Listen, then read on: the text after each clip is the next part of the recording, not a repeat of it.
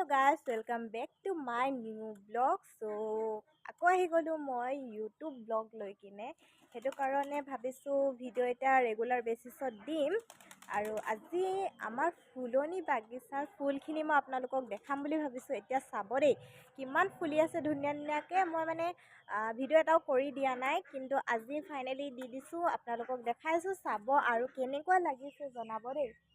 এইটো এটা কলি হৈ আছে চাইছেনে? বেক কেমেৰা কৰি কিনে আপোনালোকক দেখাইছোঁ দেই। চ' গাইছ এইপিনে চক কিমান ধুনীয়াকৈ ফুলি আছে চাইছেনে আপোনালোকে? আৰু আছে, আৰু আমাৰ হাঁহকেইজনী ইমান চিঞৰে কি ক'ম আৰু আমাৰ ঘৰত 3টা কালাৰৰ ভেৰাইটি আছে, আপোনালোকক দেখাইছোঁ। আৰু চাইছে ইমান ডাঙৰ ডাঙৰকৈ ফুলি আছে। এইপিনে কলি হৈ আছে ইন্দ্ৰমালতীখিনি, এইপিনেও আছে য়েল্লো কালাৰ হয়তো চাইছে। তাৰপৰা এইপিনে আছে এইটো এটা চাইছে, এইটো অকণমান কালাৰটো পিংক টাইপৰ হয়, ইয়াত একদম পূৰা ৰেড ডাৰ্ক কালাৰটো আছে। সেইটো এতিয়া ফুলা নাই বৰ্তমান, আৰু গছজোপা কাটি দিলে যিহেতু। ৰ'জ আছে আমাৰ ঘৰত ভেৰাইটি, এইটো চক ৰ'জ ডাঙৰটো হয়। আৰু আছে, আপোনালোকক মই গোটেইখিনি দেখাই আছোঁ দেই, আপোনালোকে চাব কিমান ধুনীয়া ধুনীয়া ফ্লাৱাৰ আছে। ভিডিঅ'টো মানে নাই বনোৱা আৰু মই ফ্লাৱাৰৰ, কিন্তু আজি ফাইনেলি বনাই দিলোঁ। আৰু এইপিনে চাইছে এইটো ডাঙৰ ইমান ধুনীয়াকৈ ফুলি আছে চাইছেনে? আৰু এটা চাব দেই, এইটো চক সৰু, ভাল লাগিছে নে জনাবচোন। আৰু এইটো আমাৰ ডগ, এইটো আমাৰ ডগ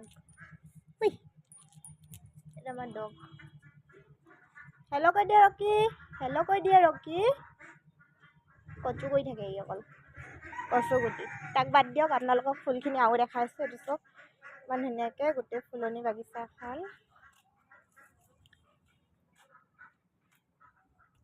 ফুলিছে। আৰু এইটো এটা নামটো নাজানো বাৰু কি হয়, কিন্তু কালাৰটো দেখিছে আপোনালোকে। আৰু এটা কালাৰ দেখাম, ইয়াত য়েল্লো কালাৰৰো আছে, এইটো চাইছে, এইটোৱে হয় এতিয়া হৈছে, আৰু কলি ঢেৰ লাগিছে।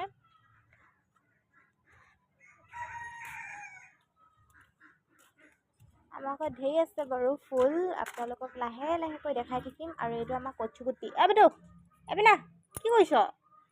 ৰকি এপিনা বেটা, আমাৰ এইটো কচু কচু। চ' গাইজ মই আপোনালোকক দেখালোঁ চালে ফুলখিনি। আৰু বৰ্তমান মই এতিয়া বহি আছোঁ ৰ'দত বহি আছোঁ আৰু ধুনীয়াকৈ।